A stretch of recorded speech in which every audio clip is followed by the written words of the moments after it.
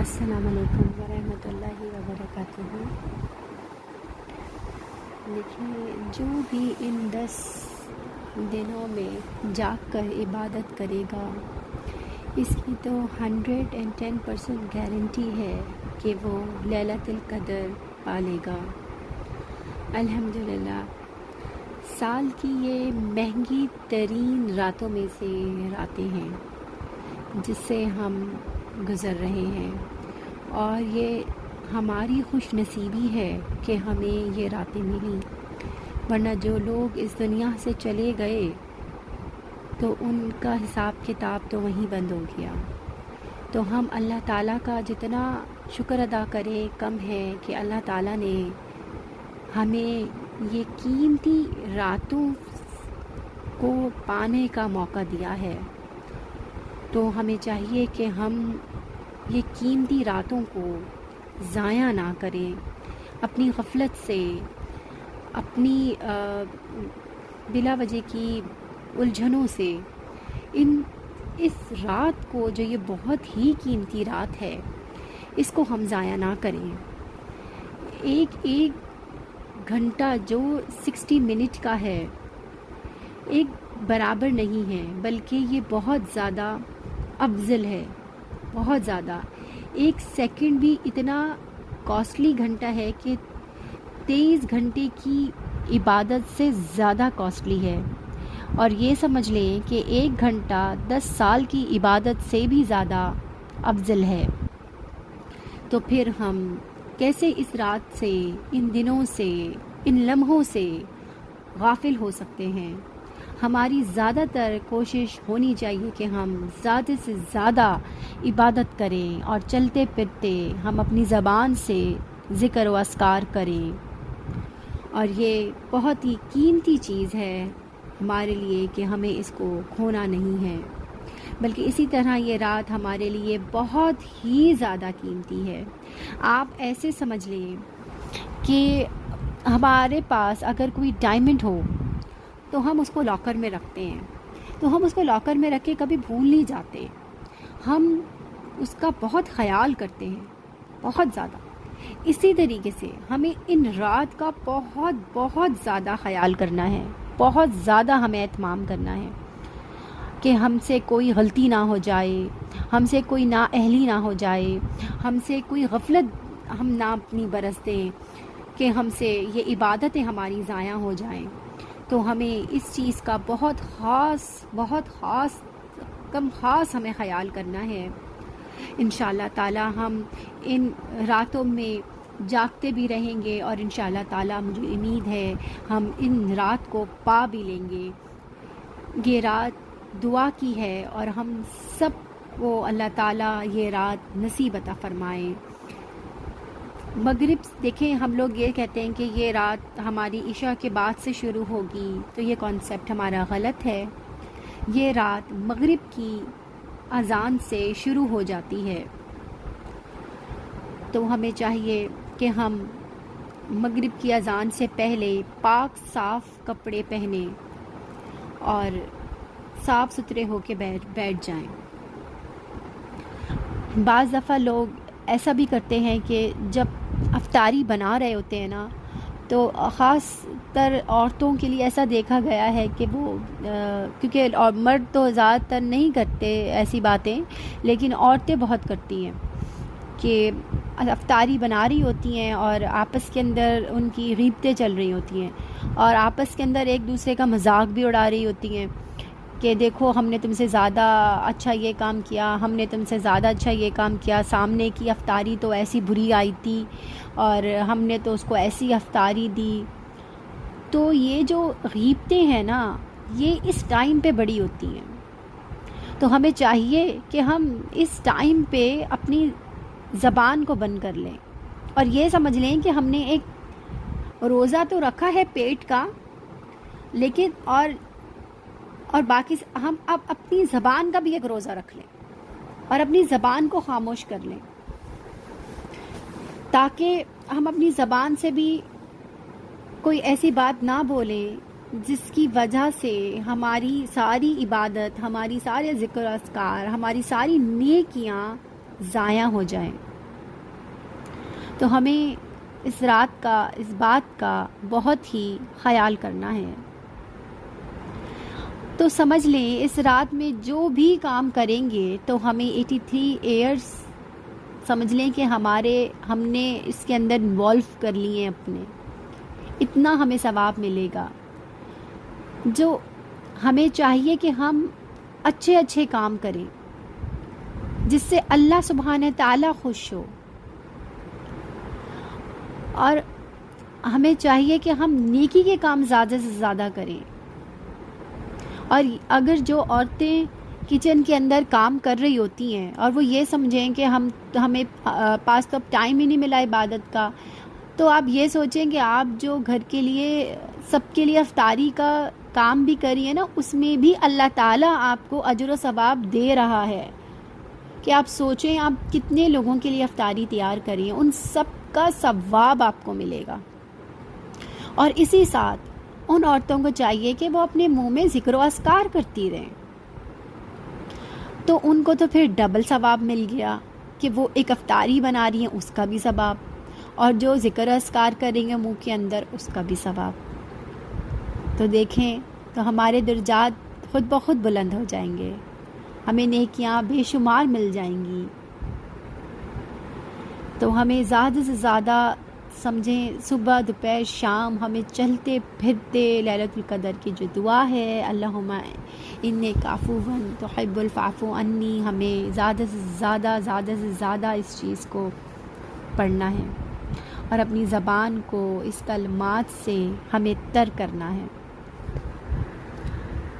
اور آپ اس طریقے سے اس بات کو سمجھ لیجئے جو میں بار بار کہہ رہی ہوں کہ آپ کو بار بار پڑھنا ہے. دیکھیں آپ ایسے سمجھیں کہ ہمارے یہاں کوئی بچہ ہوتا ہے، ٹھیک ہے نا، اگر وہ قرآن میں انگلی دے رہا ہوتا ہے یا کبھی وہ کوئی پانی کا گلاس پھینک رہا ہوتا ہے تو ہم اس کو بار بار منع کرتے ہیں نا کہ بیٹا ایسا نہیں کرو بیٹا ایسا نہیں کرو. ہم مطلب سمجھ لیں کہ اس کے پیچھے پڑ جاتے ہیں، یا ہمیں اس کو ٹیوشن بھیجنا ہے تو ہم اس کے پیچھے پڑ جاتے ہیں کہ ٹیوشن جاؤ. ہم خاموش ہو کے نہیں بیٹھتے، ہم سمجھ لیں کہ وہ بات بار بار ریپیٹ کرتے رہتے ہیں جب تک ہماری بات پوری نہ ہو. بالکل اسی طریقے سے ہمیں اس کلمے کو بالکل پکڑ لینا ہے اور ہمیں اس کلمے کو چھوڑنا ہی نہیں ہے تاکہ ہمارے سارے گناہ معاف ہو جائیں، سارے گناہ. عفو عنی کہیں گے تو سب کے لیے ہوگا، یہ سب کے لیے سمجھ لیں، ہمارے جتنے بھی لوگ ہیں ان سب کے لیے ہوگا. ہم نے اپنے لیے نہیں، ہم نے سب کے لیے دعائیں مانگی. آپ یہ سمجھ لیں، یہ اتنی تاثیر ہے اس کلمات کے اندر. ہمارے جو اسلاف تھے اس رات کا خاص اہتمام کرتے تھے.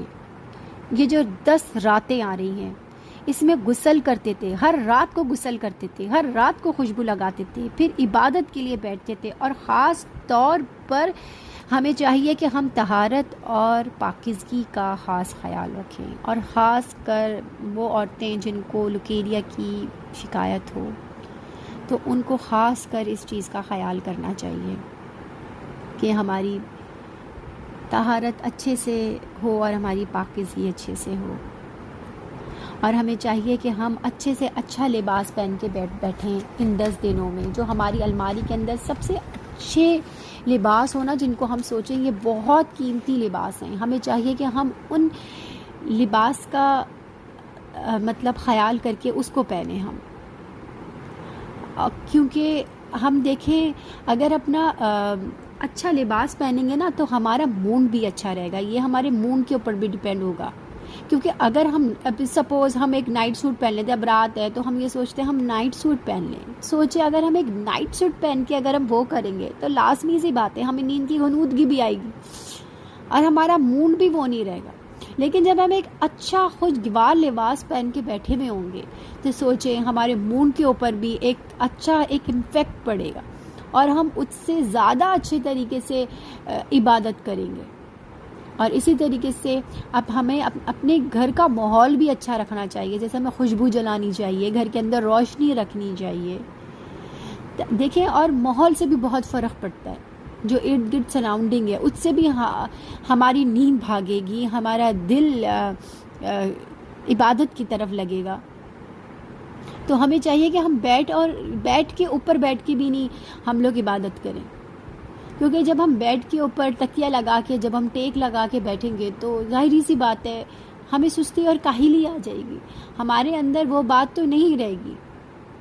تو ہمیں چاہیے کہ ہم ایک ماحول بنائیں.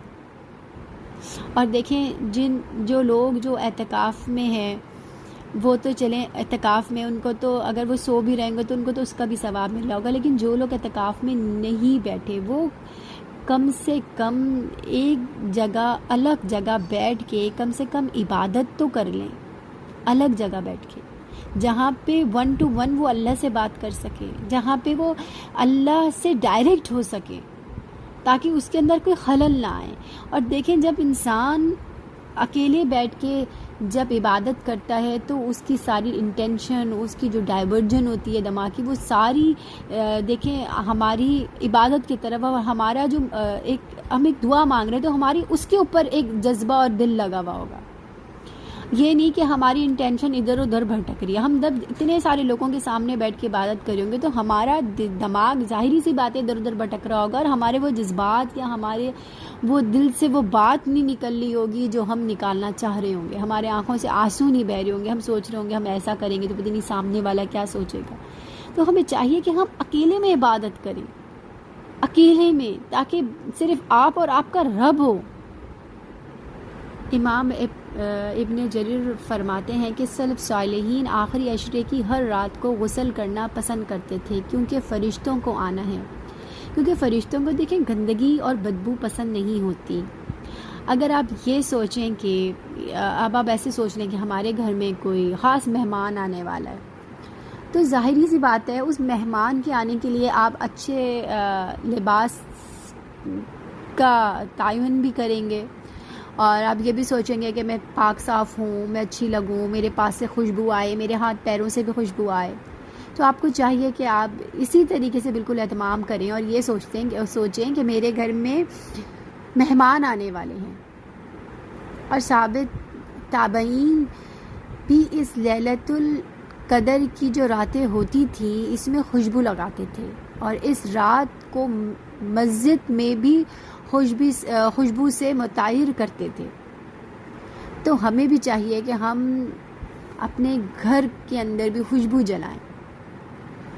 اور دیکھیں آج کل تو بہت ہی عام ایزلی ہمیں گھر پہ جلانے کے لیے خوشبو مل جاتی ہے، اتنی کوئی کاسٹلی نہیں آتی کہ کوئی افورڈ نہ کر سکے. امام ایوب کے پاس ایک سرخ رنگ کا ایک چادر تھی جو وہ بالکل ہی خاص موقع پہ نکالتے تھے، اور زیادہ تر وہ خاص کر رمضان کی راتوں میں وہ نکالتے تھے اور وہ پہنتے تھے.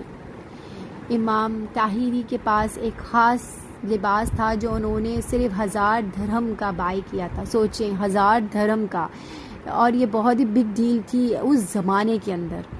آج کل تو دیکھیں عام بات ہے، لیکن اس زمانے کے 1000 درہم بہت کاسٹلی ہوتے تھے. اور سوچیں کہ وہ صرف اور صرف رمضان کی راتوں میں اس کو پہنتے تھے، اور جن راتوں کو ان کو پتہ ہوتا تھا کہ مطلب جس میں لیلۃ القدر کی امید ہوتی ہے اس میں وہ خاص کر پہنتے تھے. اور اسی طریقے سے ہمیں بھی چاہیے کہ ہم اچھے سے اچھا لباس پہن کے بیٹھیں تاکہ وہ ہمارے موڈ اچھا رہے. اور جن راتوں میں ہمیں امید ہے کہ لیلۃ القدر ہوگی تو ان راتوں میں ہمیں چاہیے کہ ہم مغرب سے ہی پہلے اپنے آپ کو پاک صاف کر لیں. اور جو ہم افطاری کا کام کرتے ہیں، جو ہم کچن کے اندر کام کرتے ہیں، دیکھیں پسینہ آ جاتا ہے، بدبو آ جاتی ہے، تو ہمیں چاہیے کہ ہم اس لباس کو ایک الگ کر دیں اور وہ نہ پہنیں، اور وہ پہننے جب کام پورے فارغ ہو جائیں پھر اس کے بعد پاک صاف ہو کے پھر ہم صاف ستھرا لباس پہنیں.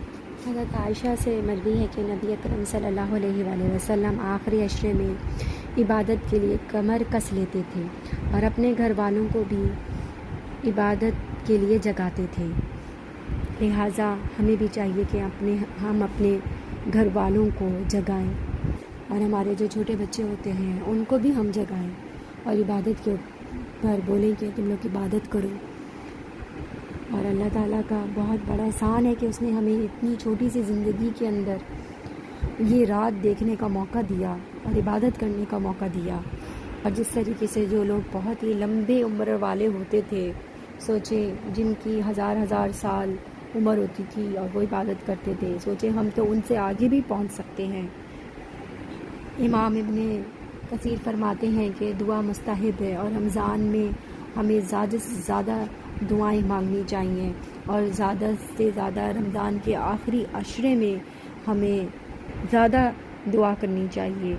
اور دیکھیں زندگی کا کوئی بھروسہ نہیں، اور ان راتوں میں ہمیں اللہ تعالیٰ نے جاگنے کا موقع دیا، تو ہمیں چاہیے، اور اتنی شاندار رات دی ہے، میں پھر یہی بولوں گی کہ ہمیں چاہیے کہ ہم اپنی زندگی کو، اپنے اعمالوں کو ان راتوں میں ہم روشن کر دیں۔ ہمیں نہیں پتہ کہ اگلے سال ہمیں یہ رات دیکھنا نصیب ہو یا نہ ہو، تو ہمیں چاہیے جو موقع ابھی ملا ہے اس کو ہم نہ گنوائیں۔ السلام علیکم ورحمۃ اللہ وبرکاتہ۔